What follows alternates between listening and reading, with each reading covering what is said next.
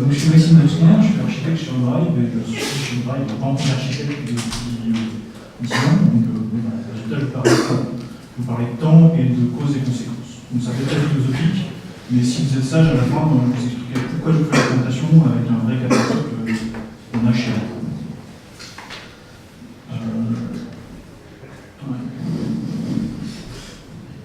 Donc, on va commencer par un problème, une série de problèmes simples. C'est des modifications d'un état, donc, par exemple un formulaire ou des choses de ce genre-là, par plusieurs acteurs, donc des gens ou des machines. Donc, par exemple, chez nous, on a beaucoup de fichiers partagés ou des choses comme ça qui sont modifiés par nos clients. On peut aussi imaginer la modification en ligne de documents ou des problèmes comme ça. Donc, moi, j'ai choisi un problème un peu plus simple, organiser une présentation pour les R&D. Comme ça, vous pourrez le faire pour la prochaine fois. Donc, on va imaginer qu'on part d'un état d'origine, avec le titre qui a été choisi, donc qui a été attribué directement par les organisateurs, une durée et un positionnement. Donc là, par exemple, ce serait après la présentation de 2 œufs qui arrivera plus tard. On va bien que ça change. Donc après, on a un ensemble de modifications qui ont été apportées, qui, là, dans ce cas-là, ne sont pas ordonnées. On y viendra plus tard. Donc, Dahlia va modifier la durée et le positionnement. Je vais modifier le titre et la durée. Et Jérémy va modifier juste le positionnement. Donc, on voit que suivant quelles modifications sont passées en dernier, on n'a pas du tout le même résultat final. On peut avoir le titre actuel, la durée actuelle et le positionnement actuel. Si ces événements-là sont passés avant, quelque chose qui n'a vraiment rien à voir, les valeurs sont différentes pour tous les champs. Donc, bon, c'est pas une situation totalement idéale, on peut avoir une vidéo, il nous dit d'arrêter de nous embêter avec des trucs simples comme ça, et juste de prendre le dernier qui aura raison. Donc c'est facile, on prend l'horloge, on mesure le temps, et on a quelque chose comme ça. On sait qu'au commencement était la présentation complètement fausse, que Dahlia a fait des modifications, que j'ai enchéri sur les modifications de Dahlia, et Jérémy enfin a fini le positionnement de la présentation. Donc là c'est bon, on a résolu notre problème, la présentation est finie. Merci, et à la prochaine. Bon, à part que, on sait que si par exemple on mesure le temps côté client, ben, on se retrouve avec un manque de précision parce que les horloges de personnes sont à l'heure à peu près. Donc on se retrouve avec la personne qui a gagné qui n'est pas forcément la bonne. On peut avoir des cas d'égalité qu'il faudra résoudre. Dahlia et moi, on a modifié exactement la même heure. Pas de chance. Sans son souci. C'est pas vraiment une solution qui nous plaît forcément.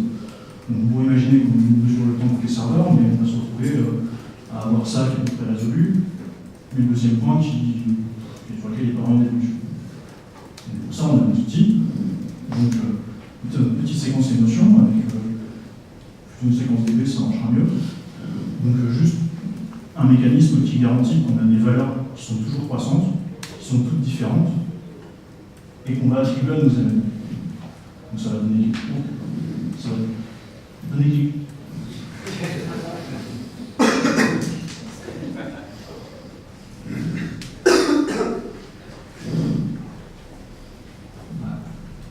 pourrait donner quelque chose comme ça.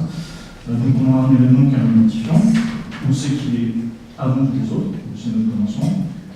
Dahlia fait ses modifications, il a son identifiant, et ainsi de suite. Donc là, on n'a plus de problème non plus. Tous nos événements sont ordonnés.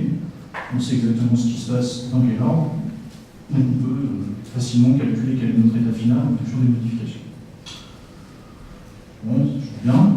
Par contre, on a quand même encore des problèmes. On a une séquence qui est probablement DB. Il faut que tout le monde puisse communiquer avec la DB avant de faire sa modification pour qu'on ait une valeur. Les valeurs sont cohérentes, c'est cool. On sait que si j'ai une valeur dans la séquence, personne ne me le verra. Par contre, si j'arrive pas à communiquer, je n'aurai pas de valeur et je reçois la valeur. Et enfin, un truc qui est. On n'a pas parlé jusque-là, en fait, on n'a pas beaucoup de contexte sur pourquoi finalement on a fait une modification. Qu'est-ce qui a bien pu se passer qui a déclenché cet événement. Donc pour ça, on a introduit une autre notion qui est la notion de causalité. Donc, pourquoi je fais ça? Qu'est-ce que j'ai vu qui fait que j'ai décidé de faire cette modification-là? Donc là, par exemple, on part de mon point de départ. Gaïa a vu Big Bang, le commencement de l'univers. Donc il n'y a personne d'autre qui a fait de modification. Il est vu qu'il en est là, mais.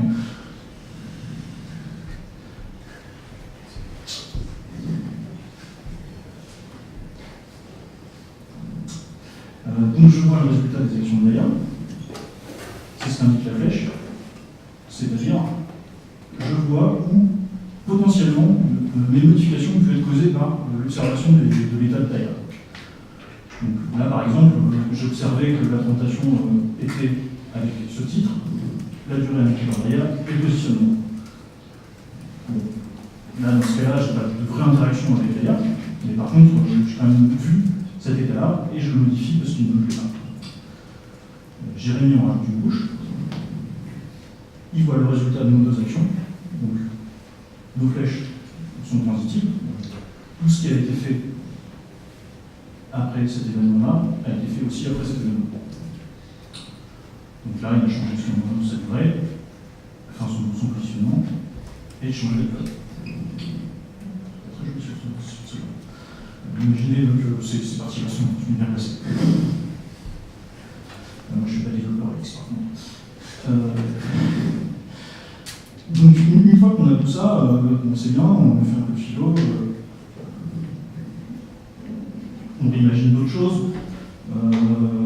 Par exemple, si Gaïa avait fait ces modifications sans que je les vois, il faudrait quand même faire un peu plus de boulot pour Jérémy, qui serait obligé d'observer nos deux univers parallèles et de résoudre les problèmes. Grosso modo, il fait un large. Et lui, il refait une action derrière qui change son positionnement, et on considère qu'il a validé le merge de nos deux parties. Ok, c'est bien, ça ressemble pas tellement à l'informatique. Donc pour ça, on a des trucs qui sont super récents, c'est des articles qui datent des années 80. Donc ils ont introduit pas mal d'horloges logiques, notamment des horloges vectorielles, donc voilà, des horloges déducteurs, qui sont un concept qui permet de représenter ce qu'on a vu précédemment. Donc ce qu'on va faire, c'est qu'on prend nos éléments, on prend la séquence qu'on a vue au début, donc, sauf qu'on l'attribue à chaque utilisateur. Donc Gaïa a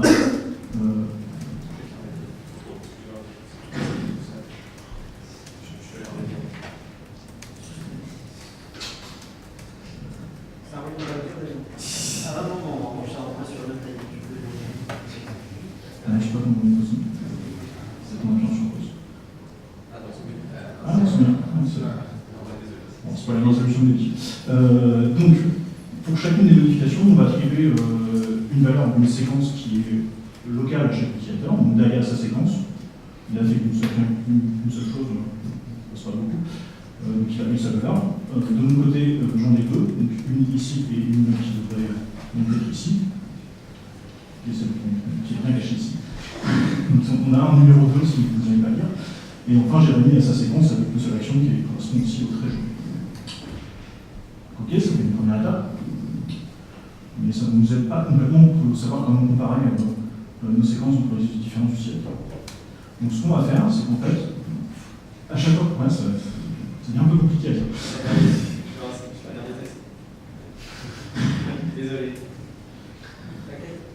J'espère que vous mettez en cause vos têtes aussi entre deux slides.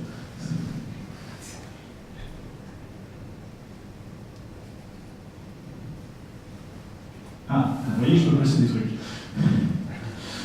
Donc voilà, donc si je supprime les éléments, parce que vous les avez tous en tête, donc, là on va revoir ce qu'on a comme vraie représentation pour chaque événement. En plus du contenu de l'événement, on va rajouter notre horloge vectorielle. Donc un vecteur, c'est juste un ensemble de coordonnées. Donc là, on a une coordonnée pour chaque personne qui a fait une modification. Mendaya, qui était en premier, a une coordonnée, il est le seul à avoir une valeur. Je fais des modifications, je référence l'événement de Daya et j'ajoute le mien. Jérémy fait le même boulot. Donc on a des valeurs pour Daya, moi et Jérémy. Et enfin, je peux attaquer la dernière modification et j'incrémente ma valeur de ma séquence. Donc c'est bien joli, mais après, qu'est-ce qu'on peut faire avec ça? En fait, ça nous donne un moyen facile de savoir ce qu'on a vu et ce qu'on a vu. Est-ce qu'on peut comparer les valeurs? Et pour ça, en fait, on vérifie que toutes les coordonnées sont supérieures à un autre truc. Si on a ça, ça veut juste dire qu'on garantit que cet événement-là s'est déroulé avant celui-là. Donc si on prend notre autre cas, quand j'ai pas vu les modifications de layer, en fait, on a là deux choses qui sont pas comparables. En fait. J'ai pas de valeur pour Daya, Daya pas de valeur pour moi. On ne peut pas valider que toutes les valeurs sont non supérieures.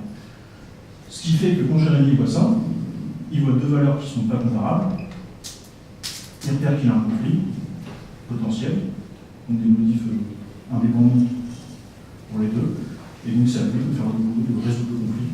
Donc, ce qui dans ce cas-là était facile parce qu'on avait modifié des valeurs qui étaient indépendantes. Daya a modifié un titre et une durée, une durée et un moment, et moi j'avais juste validé, changer un titre. Donc il n'y a pas trop de problème pour résoudre ça, mais ça pourrait être bien plus.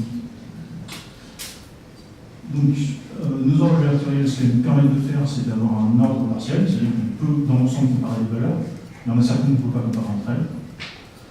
Ça marche assez bien, même avec beaucoup d'événements, parce qu'en fait on a juste à comparer après des entiers. Par contre, ça ne marche pas quand on a vraiment beaucoup d'intervenants. Par exemple, si on le fait avec nos intervenants qui sont sur notre serveur, ça va. Si c'est l'ensemble des utilisateurs de la plateforme, c'est un peu plus compliqué. Donc dans ces cas-là, on peut juste se limiter, par exemple, à un scope sur un partage, on peut avoir un système comme ça marche. Donc après, qu'est-ce qu'on va faire avec ça? Ce qui m'a fait faire cette présentation, c'est qu'on a sur E2E qui est un projet de chiffrement dans lequel le design, c'est voulu, on fait confiance à rien de ce qui vient du serveur. Une des choses dont on aura besoin dans le futur, c'est de pouvoir garantir que toutes les actions qui ont été faites au cours de la vie du projet sont enregistrées, signées par la personne qui a fait l'action, et que c'est cohérent avec l'état de nos serveurs. Donc pour ça, en fait, on a besoin de conserver ces actions et de savoir dans quelle ordre elles ont été faites. Sauf que c'est un truc qu'on a du partage, il y a des gens qui peuvent modifier les fichiers, ils peuvent tous le faire en même temps. Donc on a besoin d'avoir un truc un peu plus compliqué que juste une liste temporelle d'événements. Pour ça, ce qu'on pourrait faire, c'est avoir une autre orientation, au lieu d'avoir juste une horloge qui n'est pas forcément ce qui est le plus facile à signer, en fait, c'est d'avoir un système qui ressemble plus à ce que fait Git, par exemple. Donc, pour chaque événement, on va calculer un hash, et pour les événements suivants, en fait, on va juste reprendre le hash de l'événement précédent, et faire calculer notre hash, et ça, on peut facilement signer. Donc après, ça nous donne une chaîne. Si on avait plusieurs événements, comme dans le deuxième cas, on aurait une hash. Le boulot de Jérémy, ça serait de faire un merge comme sur Git. Et notre log. On a notre log de Git, qui est relativement facile à comprendre. Il ne reste plus qu'au boulot des clients de faire la phase de validation avec Git Observer, ce qui est un problème plus compliqué. Donc dans la vie réelle, à quoi ça peut nous servir? Comme je le disais, pour E2E, ça peut nous servir pour la vérification de Git. Pour nos autres applications, potentiellement, l'identification de conflits, c'est ce qu'on a d'une manière totalement différente dans les notions de synchro, où on a des modifications locales, des modifications distantes, et on peut comparer les deux et voir ce qui nous pose problème. Là, on peut identifier un peu plus clairement la source du problème et proposer des actions utilisateurs. Et à part ça, dans le drive, il y a des gens qui s'en servent vraiment en prod. Il y a des bases de données SQL qui s'en servent, notamment DynamoDB et React. Si vous avez l'occasion, je vous invite fortement à lire la doc technique de React. J'ai mentionné dans votre presse, mais elle est vraiment très complète. Elle explique notamment ce genre de concept. Alors il y a un jeu en ligne, j'arrive pas à trouver lequel, je crois que c'est League of Legends qui s'en sert pour son leaderboard, juste pour classer les gens. Et ils ont des millions d'utilisateurs, donc ils ont quand même des problématiques où ils ne peuvent pas trop avoir des modifs forcément en temps réel, mais qui sont des trucs comme ça. En gros, ça permet beaucoup de faire des trucs qui sont éventuellement consistants.